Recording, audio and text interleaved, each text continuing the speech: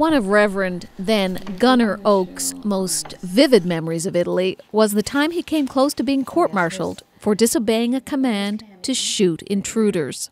I saw this person coming out of the cave up in the mountain. I could see that it was a female, a woman. You had to shout, "Halt!" After you shout that 3 times, I was trained and we had to do it. We had to disable them, shoot, you know. She didn't stop, she came on. I never used my weapon, so she came up, and where I was standing, there was a big barrel, oil drum actually, that we used to use for put garbage in, you know, throw the garbage in, and she came up to that, and she put her hands down, picking over, looking for something to eat. So I reached for my emergency rations, and I took it out and gave it to her. Like that. And when I gave it to her, it was a chocolate piece. She looked up at me and smiled. So then the military police arrived and arrested me and took me to the guardhouse. The next morning I went before the commander officer. He said, "Gunner Oake," he said, "you know what can happen to you?"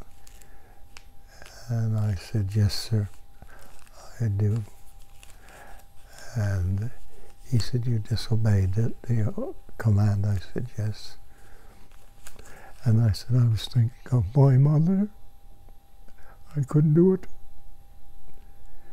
And he was sitting behind his desk, and he rose up, and he did like that and took tears from his eyes. He said, "I'm thinking of my mother now." And then he said, "You're free. There's no charge." Isn't that something? The 166th Regiment was part of Montgomery's bold wish to make a colossal crack in the German defenses at the Sangro River. While the Germans blew up bridges and retreated to the hills, November rains turned the entire Sangro Valley into mud, and driver Wes Oake got stuck. Mud was up to your waist in some places, you know. And I was backing in this particular gun at this time, and got stuck in the mud, you know. And I don't know, God forgive me the language I was using. And so finally, we had ways to jack it in, you know, with cables and get it out. But the beautiful thing about it was, I looked and I saw a Salvation Army officer, and he was up to his knees in mud. And he was to reach me with a cup of coffee.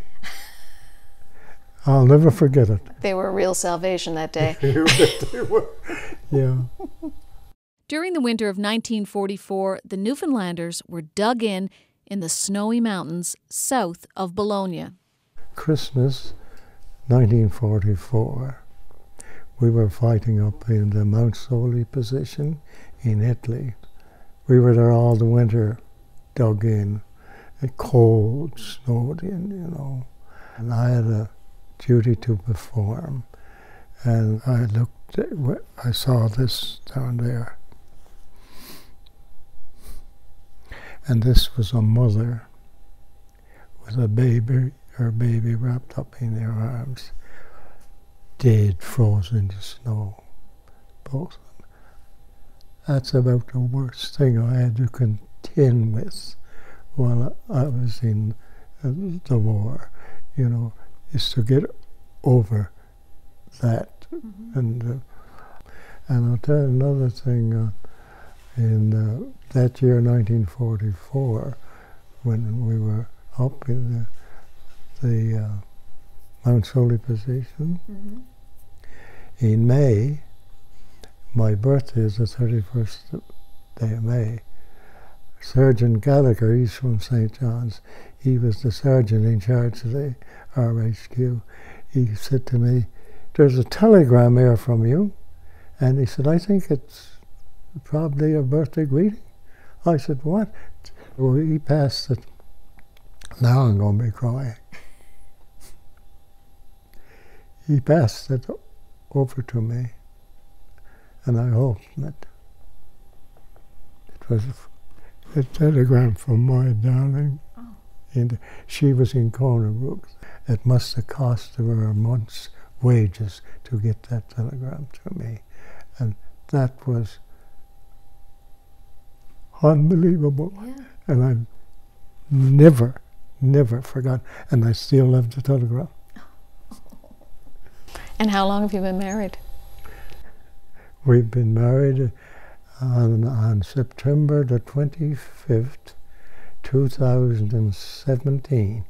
We celebrated our 70th wedding anniversary. So it was a good investment, that telegram. Yes, you made a good investment. For Here and Now, I'm Angela Antle.